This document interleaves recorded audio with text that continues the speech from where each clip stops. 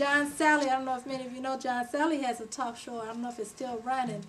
But he had a talk show, and Al Sharpton was on there one day, and they passing out cigars. And, you know, he didn't pick up one, but at the same time, instead of rebuking them or, you know, sternly rebuking them, you know, we don't do cigars. I'm a pastor, you know. He's just sitting there, move the cigars and want to pass it around for a collection. Praise the Lord. But, you know, trying to make light of it, make a joke of it. But, see, God is watching that kind of stuff. And that's the spirit of error. Amen. God sends us out amongst the wolves, praise the Lord. He sends us out there to compel people to come in, compel people to get saved, to live right.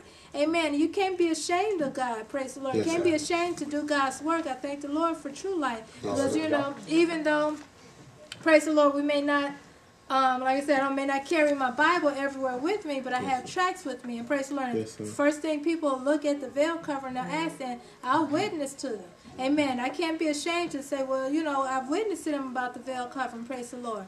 And like I said, was saying about the thing, when the pastors, they go on these secular talk shows and stuff, their lifestyle is really coming out. It's really showing who they are. Are they true? They speaking about God. They coming in the name of Christ. They're talking about Christ. But yet, the conversation, amen, is still not a holy conversation. It's still not a conversation becoming that of a pastor or someone professing to be a prophet. But I thank the Lord that we have a true prophet of God here, amen. Amen. And I thank the Lord, when we talk about separation, praise the Lord, it's not unnecessarily, and that's why I think people want to refer to us as occultists and all this stuff. But we separate ourselves to stay saved so that we don't get caught up in the foolishness of this world, praise the Lord.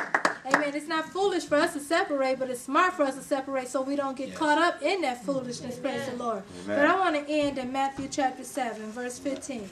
It reads, beware of false prophets which come to you in sheep's clothing, but inwardly they are ravening wolves. Now, how do you know they're ravening wolves? It says, you shall know them by their fruits. Do men gather grapes of thorns or figs of thistle? Are you going to go on a talk show? They got alcohol and cigars, and they're sitting up people in the audience sitting up there smoking, women revealing outfits, revealing their bodies.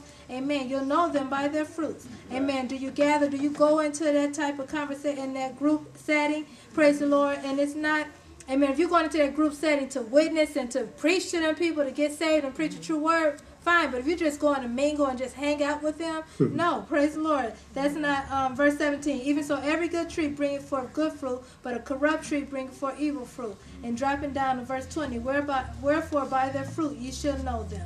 Amen. Pray my strength to the Lord. Amen.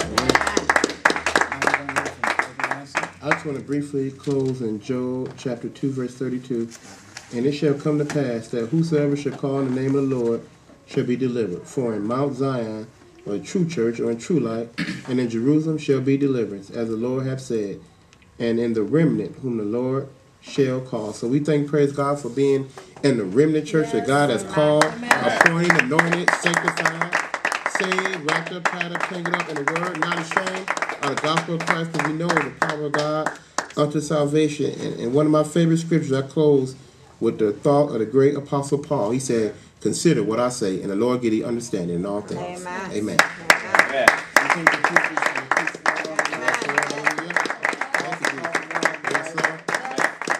want to quickly close in the second epistle of John, the 10th verse. It reads, if there come any unto you, and bring not this doctrine, receive him not into your house, neither bid him Godspeed. YouTube land, TV land. You heard the word tonight. Now you have a choice to make. Hallelujah. If any man or woman come with another doctrine that's not what you heard tonight, you can't receive him. You can't bid him Godspeed. So we touched on the spirit of truth, the spirit of error and the spirit of truth, in the remnant church. Follow the man of God. Follow Prophet H. Walker. Follow him. He leads you to glory. You'll be blessed on the day. Don't get stubborn and go back, well, my pastor said.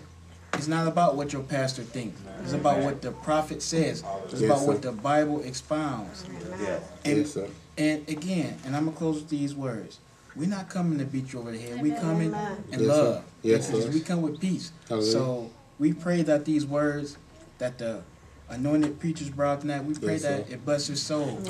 Hopefully and prayerfully and attentively, that we just hope you come out of darkness into God's marvelous light, Yes. and be saved from this wicked and untoward generation. Heaven is real, and hell is real, and you don't want to go there. Amen. So be encouraged Amen. by our teachers. Be blessed by the prophet. Yes, sir. Follow the man of God. Hallelujah. You shall